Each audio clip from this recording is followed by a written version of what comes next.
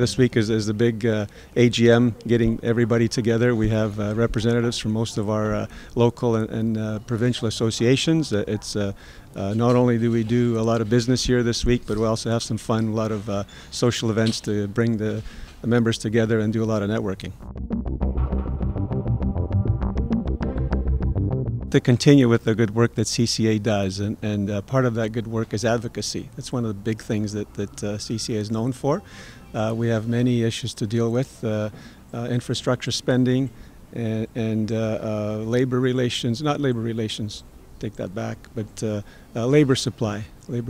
Try to convince the government that we still need apprenticeship training and funding towards the apprenticeship training and all that entails. It's definitely a very important aspect of our business.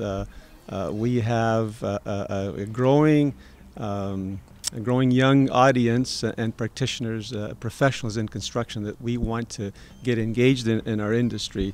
And I think we suffer from an industry that's viewed as not technology heavy or technology savvy. And I hope I can change that in a small way to let people know that we are using technology and we're looking at ways to use technology even more. That's one of our key objectives in our strategic planning session that we just completed recently and had approved by the board in this meeting here, to get more technology in the hands of our young people and to promote and advance the industry. And one way we can do that is to get more technology involved in our industry. Some of the successes we've had is the big successes is Canada's contribution to infrastructure spending, and if we can build on that, then we will be happy. We think that infrastructure spending needs to be at the forefront of our development. We're still a relatively young country. We still have a lot of needs in infrastructure, and that's certainly at top of mind and top of our list to work with the government on. There's a lot of talk in the industry about prompt payment legislation, something that we're looking at very seriously. We as CCA obviously advocate prompt payment according to the contracts that our members sign.